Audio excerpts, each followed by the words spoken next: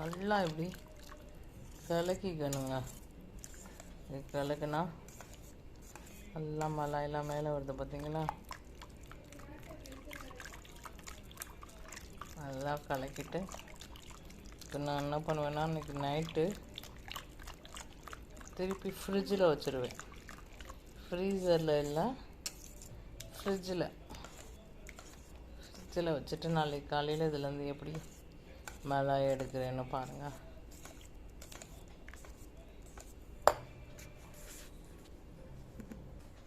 Hello viewers, இது நேற்று நான் சொன்னேன்னா 2 டப்பா 1 மாதமாக ஃப்ரீசரில் செஞ்சு வச்ச மலாய். அதில் கொஞ்சம் தயிர் ஊற்றி தண்ணி ஊற்றி ஒரு நாள் ஃபுல்லாக வெளில வச்சாச்சு. வெளில வச்சோன்னா இந்த பீட்டரை வச்சு நல்லா பீட் பண்ணிக்கணும். கொஞ்சம் தண்ணி கூட நிறையா விட்டுக்கலாங்க, ஒன்றும் பிரச்சனை இல்லை. தண்ணி நிறையா விட்டால் தான் அந்த வெண்ணெய் வந்து நல்லா பிரிஞ்சு மேலே வரும். நான் இதுக்கு மிக்சிலெலாம் போட்டு அடைக்க மாட்டேன், ஃப்ரீசர்லாம் எடுக்க மாட்டேன். நான் என்ன பண்ணுவேன்னா தண்ணியை ஊற்றி வச்சு ஒரு நாள் ஃபுல்லாக வெளில வச்சுட்டு இதை இப்படியே எனக்கு எப்போலாம் டைம் கிடைக்குதோ அப்போல்லாம் அப்படியே சுற்றி இப்படி பீட் பண்ணி விட்டுருவேன். பீட் பண்ணி விட்டுட்டு என்ன பண்ணுவேன்னா இன்றைக்கி நைட்டு இதை ஃப்ரிட்ஜில் வச்சுருவேன். ஃப்ரிட்ஜில் வச்சிட்டோம்னா இதுக்கு மேலே அந்த மலாய் மேலே வந்துடும். அதில் உள்ள கசடு தண்ணியெல்லாம் கீழே வந்துடும். ஃப்ரிட்ஜில் வச்சிடலங்க. ஃப்ரிட்ஜில் வச்சா நமக்கு மலாய் வந்து ஃப்ரிட்ஜில் வச்சிட்டோன்னா இப்படி வந்துடும். இது அப்படியே நீங்கள் எந்த பாத்திரத்தில் நெய் காய்ச்சுறீங்களோ என்ன பார்த்தீங்கன்னா இதுக்கு ரொம்ப நேரம் நம்ம வந்து அதை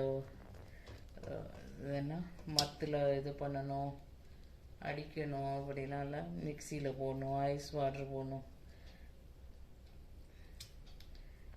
அதை எடுத்து ஃப்ரிட்ஜில் வச்சுட்டிங்கன்னா நமக்கு மலாய் இப்படி எடுக்க வந்துடுங்க.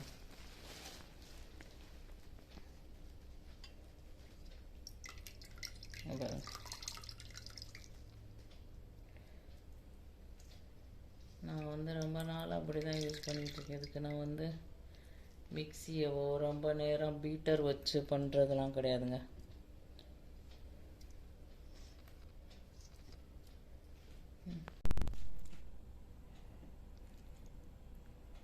நான் காமிச்ச 2 டப்பாவில் இருந்து இவ்வளோ பட்டர் கிடச்சிருக்குங்க. இது இப்போ நம்ம நெய் காய்ச்ச போகிறோம். இது இப்போ நான் அடுப்பில் வச்சுட்டேங்க.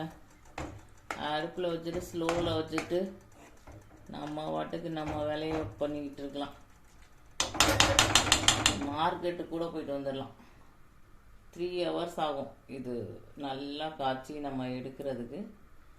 நல்லா அது நெய் வரப்போ உங்களுக்கு இன்னொரு வீடியோ எடுத்து நான் போடுறேன். இது வச்சு இப்போ 1 மணி நேரம் ஆயிடுச்சுங்க. பார்த்தீங்களா அதில் நெய் அப்படி மேலே திரண்டு வந்துடுச்சு. இப்படி தான் ஆகிட்டு இருக்கும். இன்னும் 1 மணி நேரம் கழித்து நமக்கு கீ எவ்வளோ வந்திருக்கு எப்படி வந்திருக்குன்னு காமிக்கிறேங்க. நம்ம அப்படியே சிம்மில் வச்சுட்டு கொஞ்சம் நேரம் விட்டு வந்து கிளறி விட்டுட்டோம்னா சைட் பை சைடில் நம்ம எல்லா வேலையும் பண்ணிடலாம். மந்த்லி ஒன்ஸ் இந்த மாதிரி பண்ணால் நம்ம வீட்டுக்கான கீ நம்மளே ரெடி பண்ணிக்கலாங்க. இந்த பாருங்கங்க, இது வச்சு 2 மணி நேரம் ஆச்சு. இப்போ கீ எல்லாம் பிரிஞ்சு மேலே வந்துடுச்சு. நம்ம இப்பயும் எடுக்க முடியாது, இன்னும் கொஞ்சம் நேரம் இருக்கணும். இந்த இப்படி ஒயிட்டு அதுக்கெல்லாம் ப்ரௌன் ஆயிரும். ப்ரௌன் கலரில் நல்லா ஆனோன்னு தான் நமக்கு இன்னும் கொஞ்சம் கீ வந்து தனியாக கிடைக்கும். நான் எடுக்கிறப்ப காமிக்கிறேன் எப்படி எடுக்கிறேன்ட்டு.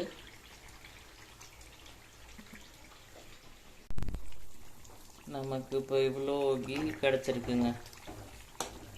அவ்வளோதான். இதுக்கப்புறம் இதை வடிகட்டிட வேண்டியது. இந்த மாதிரி ப்ரௌனாக வரும், கீழே இருக்கிறதெல்லாம் ப்ரௌனாக. அப்போ தான் நமக்கு ஃபுல்லாக இதில் இருக்க கீ வெளில வந்துடுச்சுன்னு அர்த்தம். இப்போ இதை வந்து பக்கத்தில் ஒரு வடிகட்டி வச்சுட்டு ஒரு பாத்திரமாக வச்சுக்கிட்டு நீங்கள் எதில் கீ வச்சுக்குவீங்களோ ஸ்டோர் பண்ணுவீங்களோ அதை எடுத்துக்கோங்க. அதை எடுத்துட்டு இதை வடிகட்ட வேண்டியதான். இதை வந்து இப்படியே அமைக்கி விட்டுறணுங்க. இதில் நம்ம ஸ்வீட் கூட பண்ணலாம், பால் கோவா பண்ணலாம், பால் அல்வா பண்ணலாம், இல்லைன்னா நம்ம சாதத்து கூட போட்டு சாப்பிடலாம். இந்த இது இருக்குது பார்த்தீங்களா, இந்த சாதத்தில் கொஞ்சோன்னு மிளகா, பெப்பர், ஜீரகம், உப்பு போட்டு சூடான சாதத்தில் போட்டு சாப்பிட்லாங்க. நான் இப்போ வடிகட்டிட்டு எவ்வளோ இருக்குன்னு சொல்கிறேன்.